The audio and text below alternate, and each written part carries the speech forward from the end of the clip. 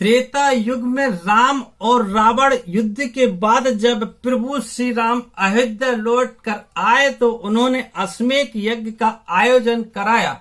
यज्ञ करने के बाद अश्व को स्वतंत्र विचरण करने के लिए छोड़ दिया जाता था, जिसके पीछे यज्ञ करता राजा की सेना होती थी। जब यह अश्व दिग्विजय यात्रा पर जाता था तो स्थानीय लोग इसके पुनरागमन की प्रतीक्षा करते थे। इस अश्व को चुराने या इसे रोकने वाले नरेश से युद्ध होता था। यदि यह अश्व खो जाता तो दूसरे अश्व से यह क्रिया पुनः आरंभ की जाती थी।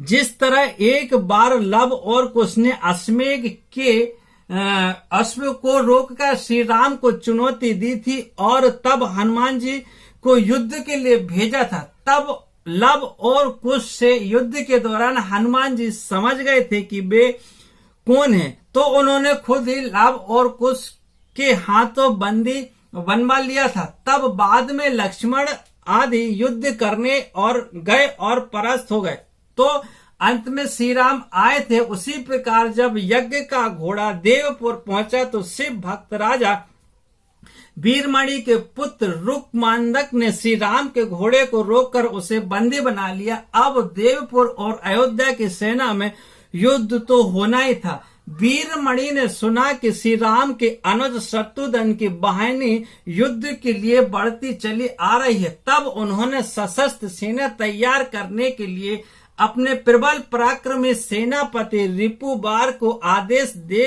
दिया।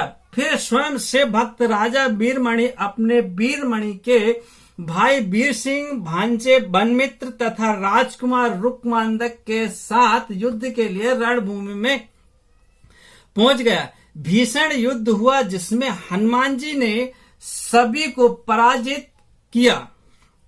अंत में वीरमणि को हनुमान जी ने मूर्छित कर दिया। शिव भक्त वीरमणि को शिवजी ने वरदान दिया था कि जब भी संकट आएगा मैं तुम्हारी सहायता करूंगा।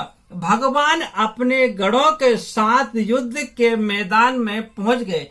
गणों से सभी कुछ छिन्न भिन्न कर दिया। वीरभद्र ने शत्रुघ्न के पुत्र पुष्पकल का सिर काट दिया और शिवजी ने शत्रुघ्न को घायल कर दिया। हनुमान जी ने दोनों हाथों को रथ में रखा और सुरक्षित ले गया। फिर हनुमान जी सेना का मनोबल बढ़ाते हुए गर्जना करके आगे बढ़े और शिवजी के सामने खड़े हो गए। फिर दोनों में भयंकर और प्रलयंकारी युद्ध हुआ। चूंकि हनुमान जी रुद्रावतार थे और उन्हें सभी देवी देवताओं ने वरदान दे रखा था कि कोई अस्त्र शस्त्र से तुम बदल नहीं सकते हो और ना ही पराजित हो सकते हो। इस कारण भगवान शंकर और हनुमान जी में प्रलयंकारी युद्ध हुआ। दोनों ओर हर तरह से दिव्य वस्त्रों का प्रयोग किया जाने लगा। हनुमान जी के पास शिवजी के हर दिव्य वस्त्र का तोड़ था। युद्ध भयानक से भयानक होता जा रहा था। यह देखकर भगवान राम वहां प्रकट हुए और श्री राम जी ने हनुमान जी को समझाया कि आप किससे युद्ध कर रहे हो, शिव ही राम है और राम ही शिव है। यह सुनकर हनुमान जी को शिव में राम का रूप नजर आने लगा। यह देखकर वे अपना युद्ध रोककर भगवान शिव और राम के आगे हाथ जोड़कर खड़े हो गए।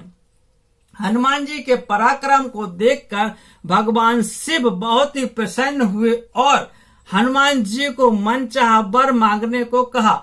इस प्रकार युद्ध का अंत हुआ। इस युद्ध में श्री राम और भगवान शंकर ही लीला थी। इस युद्ध में भगवान शंकर हनुमान जी की परीक्षा ले रहे थे। उम्मीद है ये जानकारी आपको पसंद आई होगी, इसलिए वीडियो को लाइक, शेयर और सब्सक्राइब जरूर करें।